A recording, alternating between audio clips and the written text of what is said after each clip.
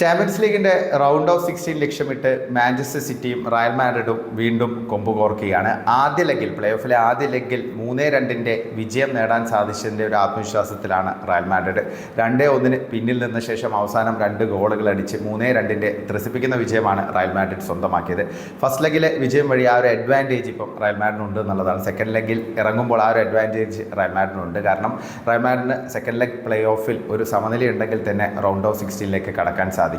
അതല്ലെങ്കിൽ ഒരു ഗോളിന് പരാജയപ്പെടുകയാണെങ്കിലും മത്സരം എക്സ്ട്രാ ടൈമിലേക്ക് നീങ്ങും. അതിനുശേഷം ആവശ്യമാണെങ്കിൽ പെനൽറ്റി ഷൂട്ടൗട്ടിലേക്ക് പോകും. അപ്പോൾ ഇതൊരു വലിയ അഡ്വാൻറ്റേജ് തന്നെയാണ് റയൽ മാഡ്രിഡിന് സ്വന്തം തട്ടകത്തിൽ നിർണായക മത്സരം കളിക്കാൻ സാധിക്കുന്നു എന്നുള്ളതാണ് ഒരു പ്രധാനപ്പെട്ട വസ്തുത. റയൽ മാഡ്രിഡിൻ്റെ ഏറ്റവും വലിയ പോസിറ്റിവിറ്റി അവരുടെ മുന്നേറ്റ നിര തന്നെയാണ്. അവരുടെ പ്രൊലിഫിക്കായുള്ള ഗോൾ സ്കോറേഴ്സ് എംബാപ്പെ ആണെങ്കിലും വിനീഷ്യസ് ആണെങ്കിലും റോഡ്രിഗോ ആണെങ്കിലും പിന്നെ ബെലിംഗാം ആണെങ്കിലും ഇവരെല്ലാം കൂടി ചേരുമ്പോൾ ഉണ്ടാകുന്ന ഒരു ഇമ്പാക്റ്റ്, ഇൻഡിവിജ്വൽ ബ്രില്യൻസിന് പേര് കേട്ട പ്ലെയേഴ്സാണ്. അപ്പോൾ ഇവരുടെ സാന്നിധ്യം തന്നെയാണ് ആ ഒരു ടീമിനെ ഏതൊരു ടീമിനും വെല്ലുവിളി ഉയർത്തുന്ന രീതിയിൽ അല്ലെങ്കിൽ പേടിപ്പെടുത്തുന്ന രീതിയിലുള്ള ഒരു ടീമാക്കി മാറ്റുന്നത്. പിന്നെ അതുകൂടാതെ തന്നെ ഡിഫൻസിൽ മിസ്റ്റേക്സുകളൊന്നും വരുത്താതെ അത്യാവശ്യം ഗെയിം കൺട്രോൾ ചെയ്യാൻ സാധിച്ചിട്ടുണ്ടെങ്കിൽ റയൽ മാഡ്രിഡിന് കുറച്ചും കൂടെ കാര്യങ്ങൾ എളുപ്പമാകുമെന്നാണ് പ്രതീക്ഷിക്കുന്നത്.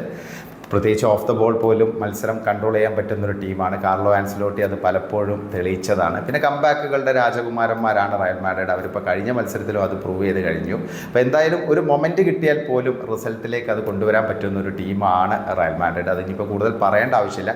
എന്തായാലും അതൊക്കെ തന്നെയാണ് റയലിൻ്റെ ഒരു സാധ്യതകളായിട്ട് പൊതുവെ വിലയിരുത്തപ്പെടുന്നത്. Manchester city coach Pep Guardiola തന്നെ ഇക്കാര്യം വ്യക്തമാക്കി കഴിഞ്ഞു. കാരണം ഞങ്ങൾക്ക് 1% സാധ്യതയേ ഉള്ളൂ എന്നാണ് പെപ്പ് പറഞ്ഞിരിക്കുന്നത്. കാരണം ഒരു ചെറിയ ചാൻസ് ഉണ്ടെങ്കിൽ ഞങ്ങൾ ഫൈറ്റ് ചെയ്യും, പക്ഷേ സാധ്യത വളരെ കുറവാണ്. അതായത് നെക്സ്റ്റ് റൗണ്ടിലേക്ക് കടക്കാനുള്ള ഒരു സാധ്യത വളരെ കുറവാണെന്നാണ് പെപ്പ് പറഞ്ഞിരിക്കുന്നത്. പക്ഷേ ഈ ഒരു സ്റ്റേറ്റ്മെൻറ്റിനെ നമുക്കൊരു മൈൻഡ് ഗെയിമായിട്ട് വിലയിരുത്താൻ സാധിക്കും. കാരണം പെപ്പ് പരമാവധി മാഞ്ചസ്റ്റർ സിറ്റി സ്ക്വാഡിനെ ഒന്ന് പ്രഷർ ഫ്രീ ആക്കാനുള്ള ഒരു ശ്രമമാണ് നടത്തിയതെന്നുള്ള കാര്യം സംശയമില്ല. അക്കാര്യത്തിൽ ഒരു സംശയവും വേണ്ട.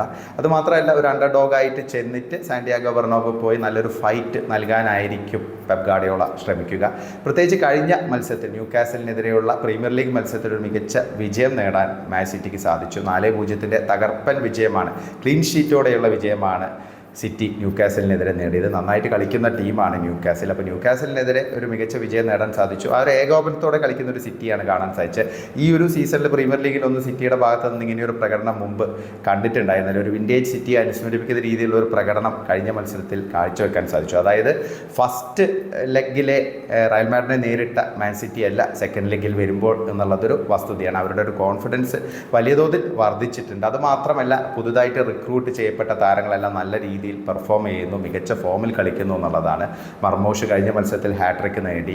ശരിക്കും ചാൻസസ് ക്രിയേറ്റ് ചെയ്യാനും ഗോൾ നേടാനും മികവുള്ളൊരു താരമാണെന്ന് തെളിയിച്ചുകൊണ്ടിരിക്കുകയാണ് മർമോഷ്. അതുമാത്രമല്ല, ഹാലൻഡിന് അമിതമായി ഗോളിന് വേണ്ടി ആശ്രയിക്കേണ്ട ഒരു സിറ്റുവേഷൻ മറികടക്കാൻ സിറ്റിക്ക് മർമോഷിൻ്റെ സാന്നിധ്യം വഴി കഴിയുമെന്നാണ് പ്രതീക്ഷിക്കുന്നത്. ആ രീതിയിലുള്ള സൈൻസ് ആണ് ഇപ്പം ലഭിച്ചുകൊണ്ടിരിക്കുന്നത്. പിന്നെ അബ്ദുൽ ഖാദർ കുസുനോവ് ആണെങ്കിലും സെൻട്രൽ ബാക്ക് എന്നുള്ള രീതിയിൽ ന്യൂകാസലിനെതിരെ നല്ല പെർഫോമൻസ് ആണ് കാഴ്ചവെച്ചത്. പിന്നെ മിഡ്ഫീൽഡിൽ നിക്കോ ഗോൺസാലസ് ശരിക്കും ഡൊമിനേറ്റ് ചെയ്ത് കളിച്ചു എന്നുള്ളതാണ്. കാരണം ആ ഒരു ടെമ്പോ ഒക്കെ നിലനിർത്തുന്ന രീതിയിൽ ബാലൻസിങ് ഒക്കെ കീപ്പ് ചെയ്തുള്ള ഒരു ഹോൾഡിംഗ് മിഡ്ഫീൽഡറുടെ റോള് തന്നെയാണ് നിക്കോ ഗോൺസാലസ് കളിച്ചത്. ശരിക്കും ഇപ്പം തന്നെ ഒരു മിനി റോഡറി എന്നുള്ള അല്ലെങ്കിൽ ലിറ്റിൽ റോഡറി എന്നുള്ള പേരൊക്കെ അദ്ദേഹം നേടിക്കഴിഞ്ഞു. അപ്പോൾ ഇതൊക്കെ ഒരു പോസിറ്റീവായുള്ള വശങ്ങളാണ് സിറ്റിയെ സംബന്ധിച്ച്. കാരണം കഴിഞ്ഞ ലെഗിൽ നിന്ന് വിഭിന്നമായിട്ട് കുറച്ചും കൂടെ കോൺഫിഡൻസോടെയാണ് സിറ്റി സാന്റിയാഗോ ബെർണാബോയിലേക്ക് വരുന്നത്. പിന്നെ ഈ 2 ടീമുകളെ സംബന്ധിച്ചും വിജയം അനിവാര്യം തന്നെയാണ്. കാരണം സിറ്റി ഇപ്പം കുറേ വർഷങ്ങൾക്ക് ശേഷമായിരിക്കും ഇത്തവണ റൗണ്ട് ഓഫ് 16 കടന്നില്ലെങ്കിൽ അത് സിറ്റിക്ക് ഒരു വലിയ തിരിച്ചടിയായിരിക്കും. ചാമ്പ്യൻസ് ലീഗിൽ എനിക്ക് തോന്നുന്നു 2012 ശേഷം സിറ്റിക്ക് റൗണ്ട് ഓഫ് 16 നഷ്ടപ്പെട്ടിട്ടില്ലെന്ന് തോന്നുന്നു.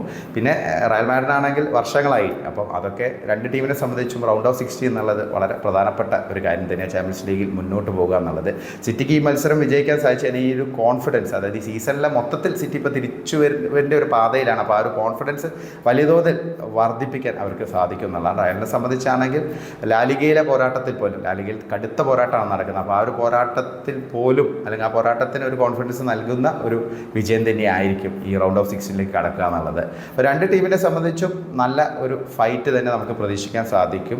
ഈ റയലിന് ഒരു അഡ്വാൻറ്റേജ് ഉണ്ടെന്നുള്ള കാര്യത്തിൽ സംശയമൊന്നുമില്ല. പക്ഷേ അങ്ങനെയാണെങ്കിലും ഒരു ഈസി വാക്ക് ഓവറൊന്നും ഒരിക്കലും നമ്മൾ പ്രതീക്ഷിക്കേണ്ട. കാരണം ഈ ടീമുകൾ ഏറ്റുമുട്ടുമ്പോൾ എപ്പോഴും ആവേശം ഇങ്ങനെ തിരതല്ലുന്നൊരു സിറ്റുവേഷനാണ് നമ്മൾ കണ്ടത്. കഴിഞ്ഞ 4 സീസണുകളിലും, അതായത് ഈ സീസൺ ഉൾപ്പെടെ നോക്കുകയാണെങ്കിൽ 4 സീസണുകളിലും ഈ 2 ടീമുകളും തമ്മിൽ നോക്കൗട്ടിൽ ഏറ്റുമുട്ടിയിരുന്നു. അതിൽ ഒരു തവണ മാഞ്ചസ്റ്റർ സിറ്റി മുന്നോട്ട് പോയപ്പോൾ 2 തവണ റയൽ മാഡ്രിഡാണ് മുന്നോട്ട് പോയത്. അപ്പോൾ അതുകൊണ്ട് തന്നെ ഒരു നെയിൽ ബൈറ്റിംഗ് ആയുള്ള ഒരു ഫിനിഷിലേക്ക് തന്നെ മത്സരം പോകാൻ, ഒരു ഡ്രമാറ്റിക് ആയിട്ടുള്ള സിറ്റുവേഷനൊക്കെ വരാനുള്ള ഒരു സാധ്യത വളരെ കൂടുതലാണ്. നിങ്ങൾക്ക് എന്താണ് തോന്നുന്നത് ഈ മത്സരത്തെക്കുറിച്ച്? നിങ്ങളുടെ അഭിപ്രായം കമൻറ്റായി രേഖപ്പെടുത്തുക.